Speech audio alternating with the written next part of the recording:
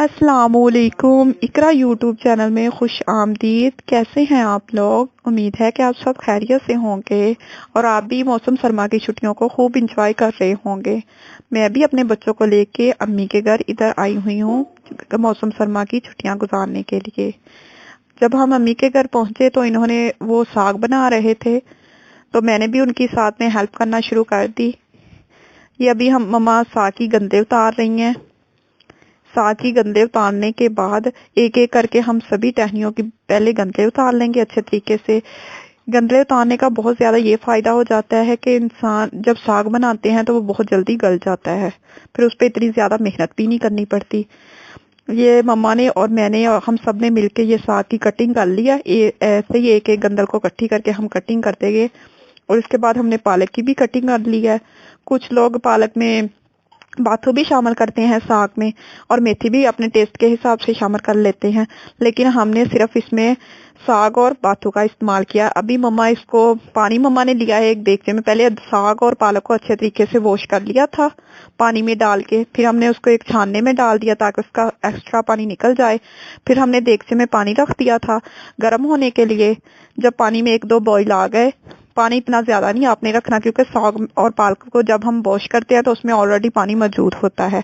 तो हमने साग और पालक को अच्छे तरीके से वॉश करने के बाद जो गर्म पानी बॉईल आने शुरू हो गए थे पानी में, उसमें हमने साग और पालक को अच्छे तरीके से शामिल कर दिया है। हमें पालक थोड़ा, क्योंकि देगचा फुल ऊपर तक भर गया था तो हमने थोड़ा सा निकाल लिया था, क्योंकि अभी भी हमारे पास साग और पालक बाकी थी, तो लिहाजा हमने पहले उसको गलने के लिए ऊपर छोड़ दिया। जैसे जैसे साग और पालक पकता जाता है वैसे वैसे नीचे होता जाता है। देगचा काफी भर चुका था तो हमने थोड़ा सा निकाल लिया था। अभी थोड़ी सी पालक और साग बाकी था तो उसकी हमने मैं कटिंग करना मम्मा के पास शुरू हो गई थी, क्योंकि आपको भी पता है कि सर्दियों का मौसम है तो हमने वो देसी काम किया था। वैसे तो मम्मा सिलेंडर पे इस्तेमाल करते हैं, लेकिन हमने कहा कि मम्मा सर्दी काफी है तो हम चटाई बिछा लेते हैं, आपके पास ही बैठ जाते हैं।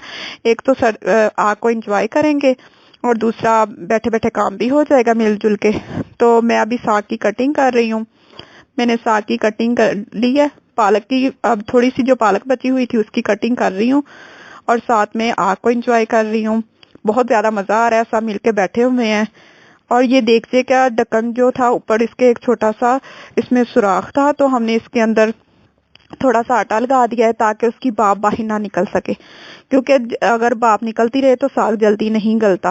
और अगर उसके ऊपर आटा लगाने का ये फायदा हो गया कि उसकी भाप उसी में रहेगी। बच्चे भी आए हुए हैं, बच्चे ऊपर छत पर गए हुए थे, ऊपर एंजॉय कर रहे थे छत पर। सर्दी में भी बच्चों को सुकून नहीं आता, उनके बस यही होता है कि हम बस ऊपर नीचे होते रहें, क्योंकि नानी अम्मी के घर उनकी मौजें लग जाती हैं आके। इधर कभी ऊपर चले गए कभी नीचे आ गए। अब वो सीढ़ियों से नीचे उतर रहे हैं। काफी देर छत पे थे तो अब शाम हो गई थी, तो अब बच्चों को आवाजें दी थी कि आप लोग भी नीचे आ जाएं, क्योंकि बच्चों ने काफी घूम फिर लिया था तो अब उनको भूख लग गई थी। तो साग पकने में अभी टाइम बाकी था, तो लिहाजा उनकी आंटी ने उनके लिए सेवइयां दूध वाली बनाई थी और उन्हें आवाजें दी थी कि आप नीचे आके सेवइयां खा लो।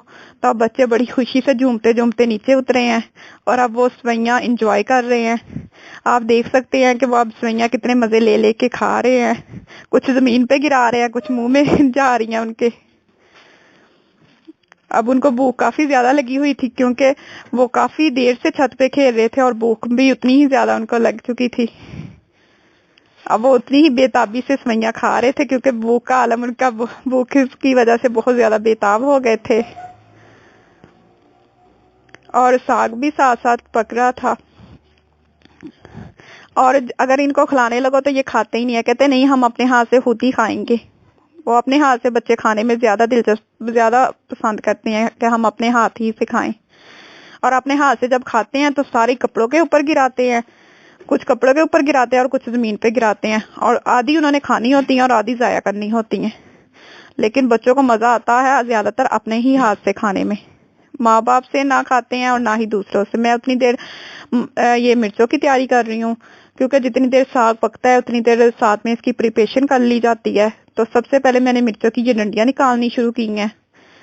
तो एक एक करके मैं सारी मिर्चों की डंडियां निकाल रही हूँ। अब इनको मैं एक सलबट्टे में डाल के अच्छी तरह से इनको ग्राइंड कर लूंगी। आप चाहे तो इसको जूसर में भी डाल के ग्राइंड कर सकते हैं, क्योंकि इससे ज्यादा मेहनत नहीं करनी पड़ती। मैं तो अपने घर पे अक्सर ऐसे ही करती हूँ कि जूसर में थोड़ा सा पानी ऐड करती हूँ, उसमें ग्रीन चिली यानी सब्ज मिर्चें शामिल करती हूँ और उनको अच्छे तरीके से ग्राइंड कर लेती हूँ। लेकिन मम्मा के घर ये सारा काम देसी तरीके से किया जाता है, क्योंकि जैसे कि मैं तो अपने घर गैस पे तैयार करती हूँ साग, तो इधर मम्मा ने ये लकड़ियां जलाई हुई हैं और उनपे जो साग पकता है उसका एक अपना ही अलग टेस्ट और जायका होता है और बहुत मजे का साग बनता है। ये जो हम लकड़ियों और कोलों पे तैयार करते हैं उसकी निस्बत जो हम गैस पे तैयार करते हैं। अब ये हमारा साग काफी हद तक नीचे हो चुका है, इसमें बॉईल आने शुरू हो चुके हैं।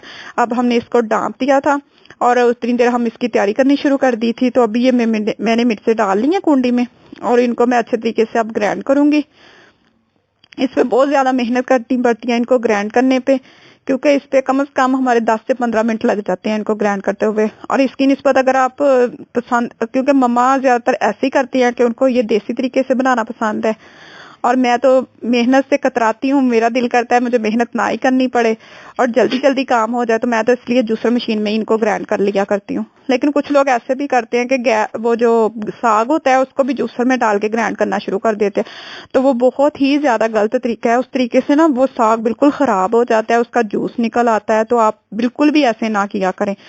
चाहे आप किसी भी चीज तरीके से पकाएं, चाहे आप उसको गैस पे पकाएं या कोयलों पे पकाएं, किसी भी तरीके से बनाएं आप, लेकिन उनको ग्राइंड जब करना है ना तो हमेशा उसमें वो मिल जाता है, तो उसी से आप उसको घोटने वाला जो मिलता है घोटने वाला उसमें रखें और उससे अच्छी तरह उसको घोट लें।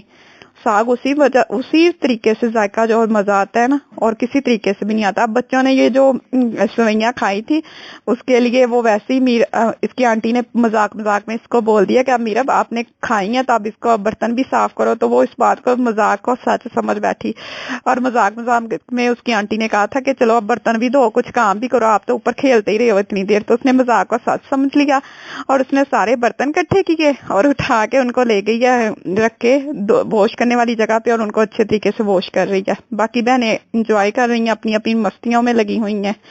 कोई साइकिल पे एंजॉय कर रही है तो कोई घूम फिर रही है, एक दूसरे को झूले दे रही हैं।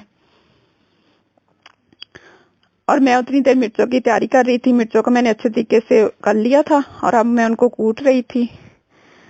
बच्चों को सर्दी में भी सुकून नहीं आता। सर्दी में कभी उनका दिल करता है साइकिल की पे सवारी करने, तो कभी सीढ़ियों पे ऊपर नीचे आने जाने को। उनको सर्दी महसूस ही नहीं होती। उनके लिए सर्दियां ऐसी ही होती हैं जैसे गर्मियां होती हैं। ये एक बहन ऊपर बैठी देख रही है सीढ़ियों पे और दूसरी बर्तन अच्छे तरीके से वॉश कर रही है। वैसे भी अच्छी बात है, बच्चों को इस तरह की आदतें डालनी चाहिए बचपन ही में काम करने की। अगर बचपन में बच्चों में ये आदतें ना पैदा करें काम करने की, तो बच्चे बड़े होकर भी काम नहीं करते। ये माँ बाप का ही फायदा होता है, जो आते बच्चों को हम डालते हैं बचपन में वही वो बड़े होकर सीखते हैं। ये मैंने अभी मेरी सिस्टर ने साग और उसको लहसुन और अदरक को अच्छे तरीके से, पहले लहसुन हमने छील लिया था, फिर उसको अच्छे तरीके से हमने बारीक बारीक चॉप करके निकाल लिया था। अब मम्मा ने साग उतार लिया है, पक चुका था। तो साग के पकने की ये निशानी है कि ये ना, इसको एक आप थोड़ा सा गंदल निकाल के हाथ पे चेक करें, अगर वो हाथ में सीरा हो जाए, गली हुई हो, तो पता चल जाता है साग अब पक चुका है। तो उसमें अगर एक्स्ट्रा पानी हो तो उसको निकाल दें और थोड़ा सा पानी उसमें बाकी रहने दें और उसमें थोड़ा सा खुशक आटा शामिल करें और उसको अच्छे तरीके से ये घोटने वाले से घोट लें। ये मम्मा ने थोड़ा सा आटा इसमें शामिल किया और एक्स्ट्रा पानी मम्मा ने इसमें से निकाल दिया था और अब मम्मा इसको एक दीवार के साथ लगा के अच्छे तरीके से वो घोट रही हैं ताकि वो आपस में अच्छी तरह से घुल मिल जाए। और मैं बच्चों को क्योंकि भूख लगी हुई थी तो इस वजह से मैंने एक तवा लिया है और उस पे मैं रोटियां बना रही हूँ, टाइम ताकि जाया ना हो। और लकड़ियां भी पीछे जल रही थी तो मैंने कहा लकड़ियां ऐसी जाया होंगी, आग जल रही है, अगर आग लकड़ियों की एक दफा बुझ जाए तो बड़ी मुश्किल हो जाती है उसको दोबारा जलाने में। तो मम्मा ने आटा गूंद लिया था जबकि साग तैयार हो रहा था, तो मैंने उतनी देर वो मिर्चे वगैरह और लहसुन अदरक की तैयारी कर ली थी। तो अब मम्मा ने जो आटा गूंदा हुआ था उसकी अब मैं जल्दी जल्दी पेड़े बना के रोटियां बना रही थी, क्योंकि बच्चों को बहुत ज्यादा भूख लगी हुई थी। और सवैयां उन्होंने खाई थी, आपको पता है सवैयां घर से मस्से तक होती हैं, तो सवैयां इतनी ज्यादा देर तो चलती नहीं है। तो बच्चों को मुझे पता था अब जल्दी जल्दी भूख लग जाएगी, तो इसलिए मैं बड़ी जल्दी जल्दी फटाफट रोटियां बना रही थी ताकि जितनी देर मम्मा साग को घोट रही हैं उतनी देर मैं ये रोटियां बना लूं सारी। तो ये देखे इसमें से अभी भाप निकल रही है साग में से और मम्मा इसको घोट रही हैं। आप इसको ये ना करना कि साग तैयार करने के बाद आप इसको यानी कि इसमें से जो एक्स्ट्रा पानी, फर्स्ट ऑफ ऑल आपने एक्स्ट्रा पानी निकालना है। अगर आपके साग में इतना पानी नहीं है बाकी तो आप इसको वैसे ही घोट ले, और अगर इसमें ज़्यादा पानी मौजूद हो पकने के बाद तो आप इस पानी को निकाल दें। और ये जो रोटियां मैं नीचे सेक रही हूँ, ये नीचे सेकने का एक अलग ही कोलों पे मज़ा आता है रोटी खाने का, उसका टेस्ट बहुत मज़े का आ जाता है इसकी निस्बत गैस पे सेकने की निस्बत। तो इस वजह से मैं कोयलों पे रोटी को अच्छे तरीके से मैंने सेक रही हूँ, क्योंकि वो आज हम सारा देसी काम तरीके से चल रहे हैं, सारा देसी वो काम कर रहे हैं जैसे कि गांव में आमतौर पे होता है। ये इधर तड़का लगा रहे हैं, साग को घोट चुकी हैं मम्मा अच्छे तरीके से गरम गरम साग को, तो अब ये तड़का लगाने लगी हैं। ये घी को हमने अच्छे तरीके से गर्म किया है, उसमें अदरक और लहसुन को शामिल किया है। जैसे ही अदरक और लहसुन का कलर चेंज हो जाएगा हम इसमें साग शामिल कर देंगे। आप हर किसी को अलग किस्म का तड़का पसंद होता है, हमें लहसुन और अदरक का तड़का बहुत ज्यादा पसंद है साग में, तो हम इसी का तड़का लगाते हैं। आप चाहे तो घी की जगह देसी घी का, मक्खन का भी इस्तेमाल कर सकते हैं, या देसी घी में ज्यादा मजे का टेस्ट आता है। और चाहे तो आप इसमें थोड़ा सा जीरा भी शामिल कर सकते हैं। कुछ लोगों को जीरा और जो गोल लाल मिर्च होती है उसका टेस्ट बहुत ज्यादा पसंद होता है, तो आप चाहें गोल और लाल मिर्च का, जीरा और सुरख जो गोल होती है लाल मिर्च सूखी हुई, उसका भी इस्तेमाल कर सकते हैं।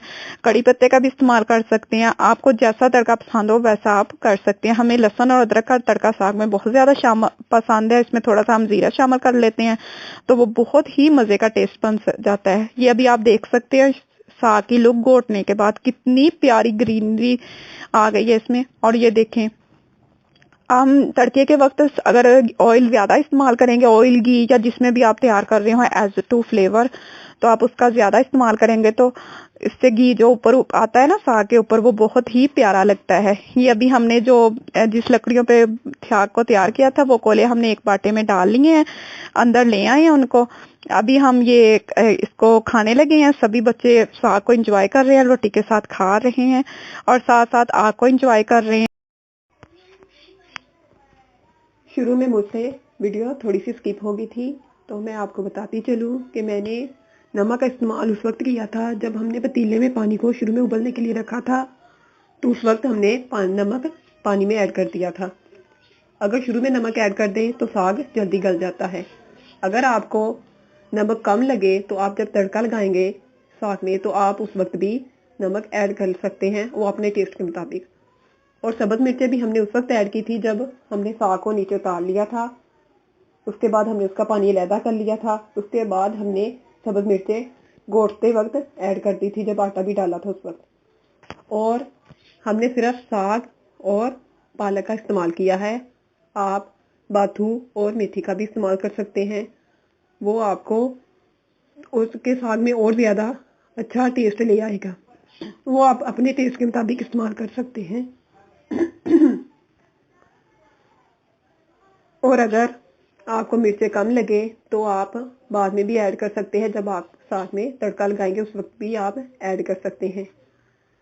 अगर आपको हमारी वीडियो अच्छी लगे तो इसे लाइक और शेयर ज़रूर कीजिएगा और सब्सक्राइब करना मत भूलिएगा, और साथ में बेल आइकॉन के भी बटन को दबा दीजिएगा ताकि आपको हमारी हर न्यू वीडियो का नोटिफिकेशन पहले से मिल सके।